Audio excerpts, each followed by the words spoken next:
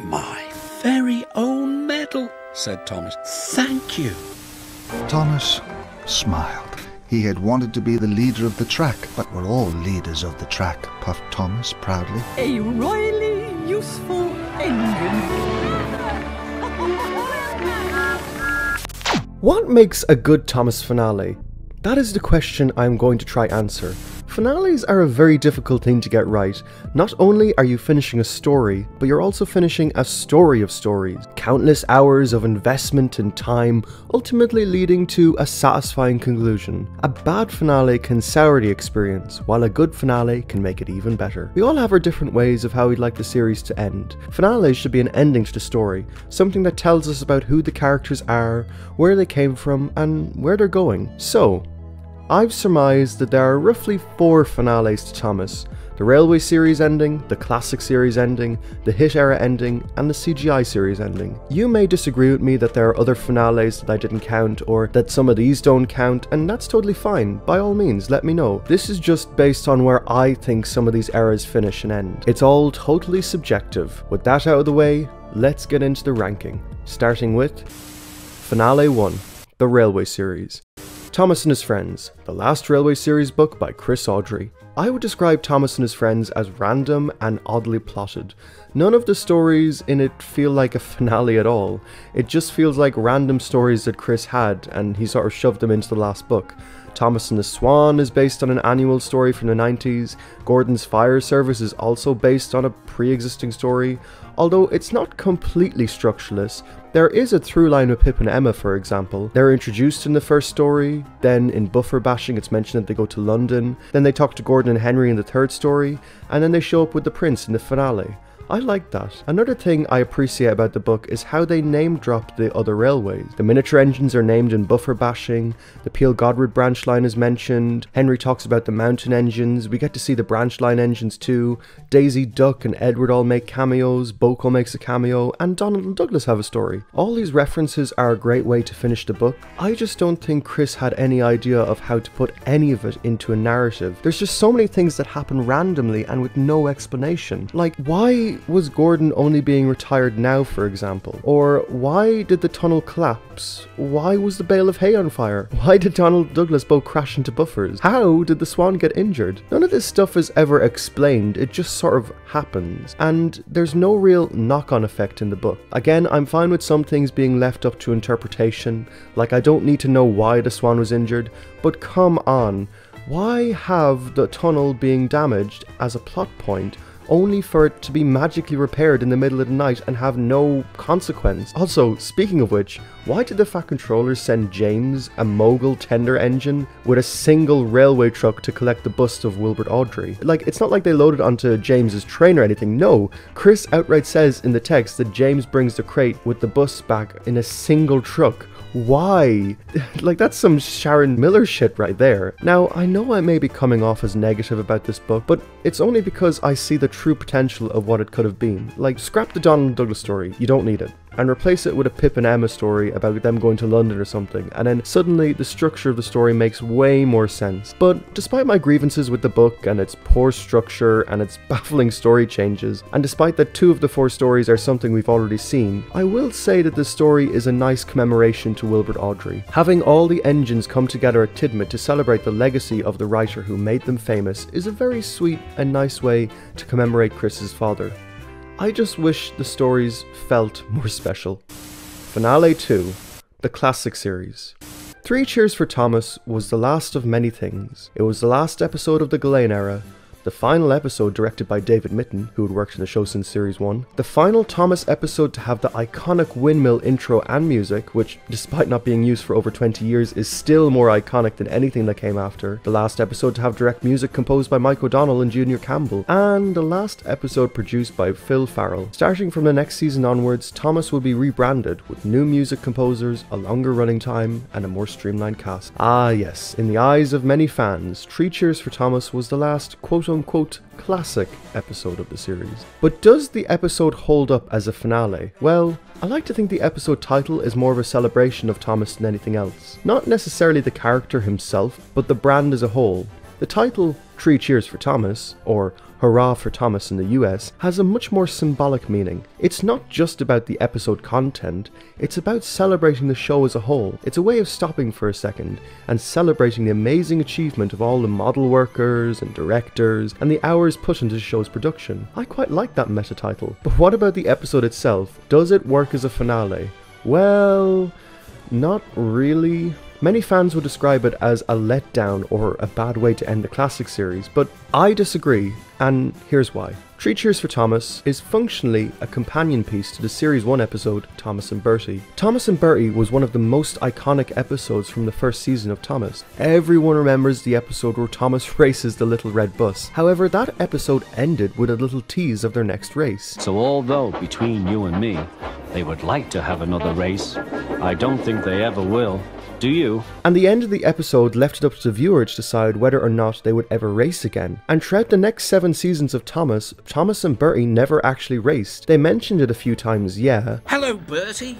Care for a race today? And there was even a hint of it in Magic Railroad. How about a race, Thomas? Come on. But they never actually raced. This episode, however, was the payoff to that line from Series 1. Bertie challenges Thomas to a race. Thomas and Bertie race from Bertie's shed. Thomas is to stop at the station while Bertie passes overhead. Thomas beats Bertie to the crossing, and the last shot of the episode is with Thomas and Bertie at a crowd at the station. However, this is where Three Cheers for Thomas shines, because just as Thomas is winning the race, he's stopped by the Fat Controller and is told he has to go to get the sports medal for the children. And despite nearly winning the race, Thomas decides to sacrifice it for the greater good of the children and let Bertie win. This is brilliant because it just shows how far Thomas's character has come in those 7 seasons. Do you really think Series 1 Thomas would have been happy about sacrificing the race? No, absolutely not. But here, Thomas doesn't care about the petty little race, and he's willing to sacrifice it for the sake of the children. Thomas had forgotten about the race.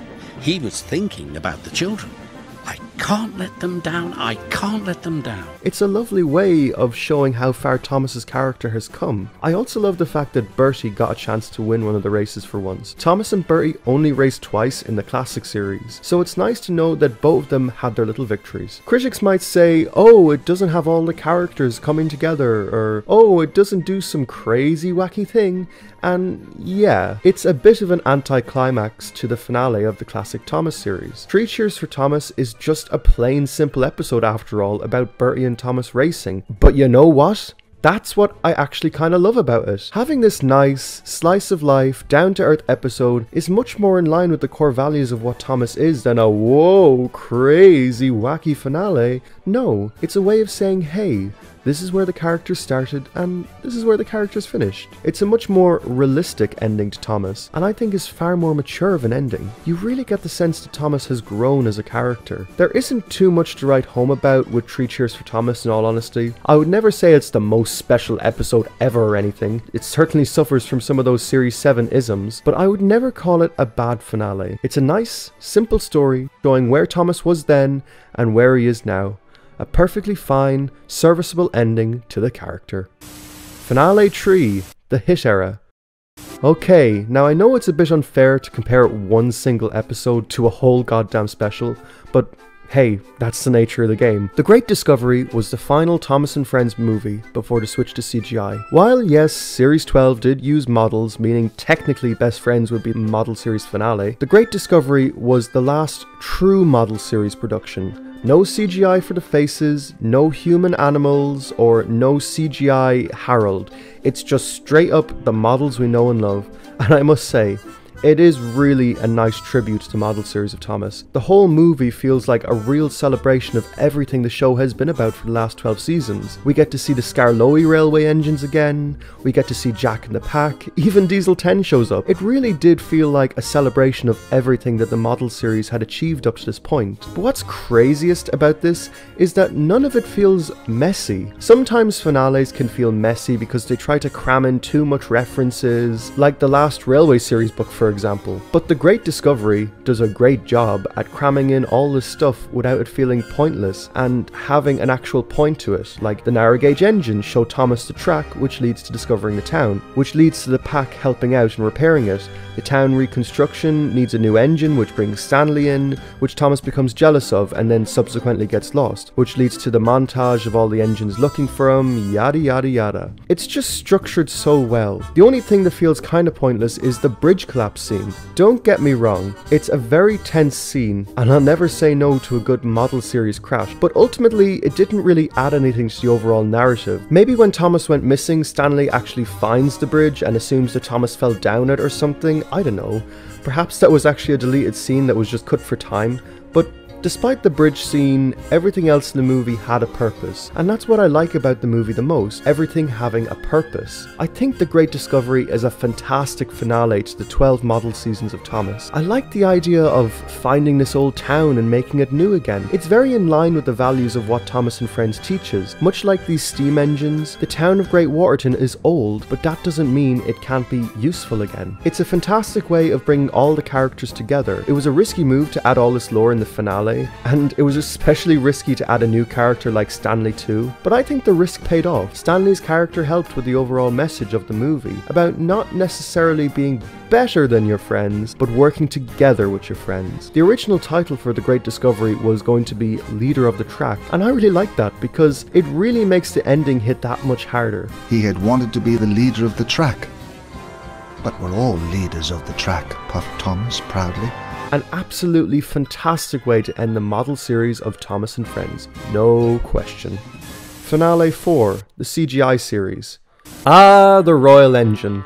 The last canonical event in the CGI series before the All Engines Go reboot. Everyone seems to give the Royal Engine a hard time, and I have no goddamn idea why. Now, don't get me wrong, there are definitely room for criticism, like, don't get me wrong, I totally get that. Like, the story is less to do with Thomas and his friends, and more to do with the adventure that Thomas and Topham go on. And there are characters that I would have liked to have seen get a line or two more, like Edward. Actually, come to think of it, it's kind of weird that Edward didn't get a line since he's Michael's favourite character. But for the most part, I think the Royal Engine was a pretty good finale to the series, and I'll explain why. First, I like that Topham gets a reward for his services to the railway. Despite the show being about trains, I do still think it's nice that they pay homage to the controller himself. It's a nice way of recontextualizing the series, like, you know, all the times the Fat Controller did something for the engines actually paid off. I also like that they gave Thomas a medal too. It's almost like his series-long arc had been building to it, you know, so I like that. I like that Beresford was the only Journey Beyond Sodor returnee, because every other Journey Beyond Sodor character had their stories end pretty well, and Beresford never really got a proper ending, so it's nice to see that he got a little bit more to do. Now, apparently the Royal Engine was going to be longer. It originally clocked in at around 40 minutes long or so, but was later shortened down. Now, personally, I think the Royal Engine was a perfect length for what it is. Make it 40 minutes long and it overstays its welcome, but, you know, make it 7 minutes long like a regular episode and it would have felt too short. So I think making it longer than the average episode, but not so long that it overstays its welcome, was perfect. It gives the story just the right amount of pacing, letting the characters breathe a bit, but also keeping the plot moving. There was also meant to be more Journey Beyond Sodor characters who appeared in the special, but honestly, I'm kinda glad that they didn't, since their story had already kinda ended, and I think their inclusion would have just made the story feel more bloated. Seriously, what would have bringing back Merlin actually contribute to the story? At least with Beresford, he actually contributed something where Thomas gets lost in the next scene. No joke, bringing back Merlin and making the special longer is something that fans have actually suggested to make the special better. How on earth would adding more characters or making the running time longer make it any better? I don't understand. Another criticism that the episode has gotten is that there are simply too many references in it. But like, it's a special episode, isn't it? And it's not like the references weren't random. Well, okay, the Gordon Goes Foreign reference did feel pretty random, but besides that one, every other reference actually had a significant purpose, because they were references to other significant moments in Thomas's history. The Fat Controller mixing up suspicious and auspicious is a reference to the last Railway series book. The drawing the Reverend made was the first incarnation of Thomas. Thomas saying little engines can do big things was a reference to the first Thomas movie. The Fat Controller getting a special letter was a reference to the 100th episode of the series. The Fat Controller becoming Thomas's crew member was a reference to Lady Hat's birthday, one of the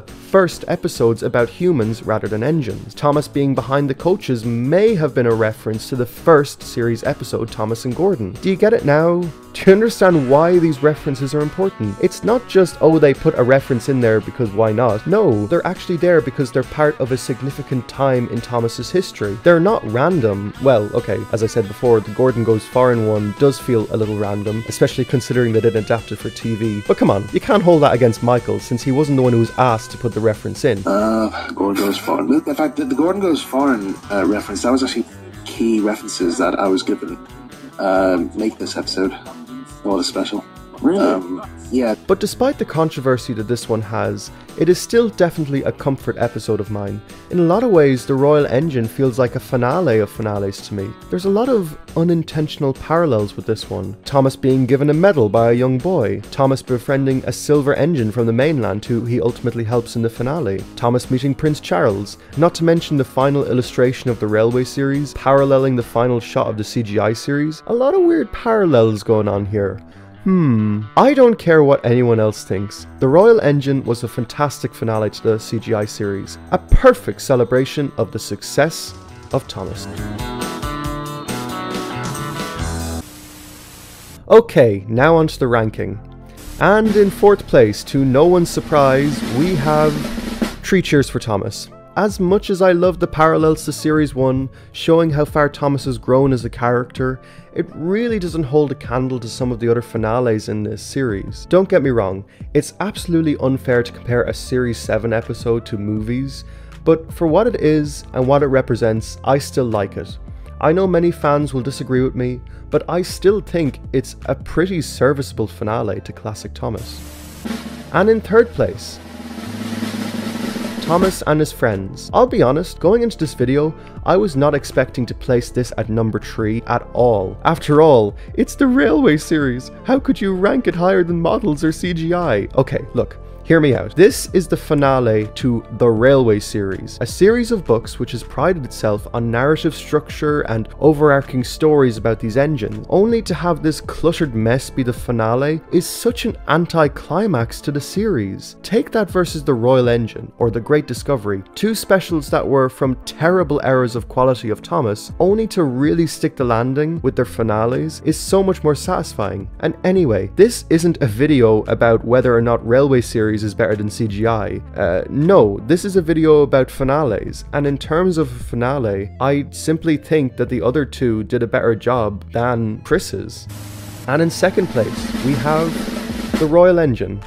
As I said before, The Royal Engine came out of a real crappy time in Thomas. While the last Railway series book isn't that special of an ending to the Railway series, The Royal Engine is the opposite, where it's a really special ending to a really crappy time in Thomas. So that's why I think it's better than Chris's ending. Also, The Royal Engine is just structured better and, you know, actually feels like a special series finale compared to whatever the hell Chris was going for with his muddled mess.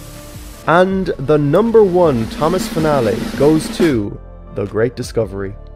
The Great Discovery has everything you could ever possibly want in a finale. It has Thomas's growing arc. It has the Railway pals coming together. We get to see the Diesels, the Skarloey engines, and even the Pack make a cameo. It's structured perfectly, and most importantly, unlike Chris's, it actually feels special. And unlike the Royal Engine, it isn't just about Thomas. It's about Thomas and his friends. And that's why I objectively think that this is the best Thomas and Friends finale. I know some of you will disagree with my placement of the finales, and I understand that there are Railway series purists out there who will never be able to understand that a model series thing might be better than the Railway series. But this is just my personal list, and by all means, post your own list of Thomas finales down below. I read every comment.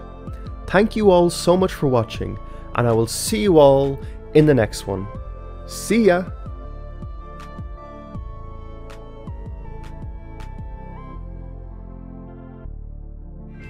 Night, Dougal. Night, Ted.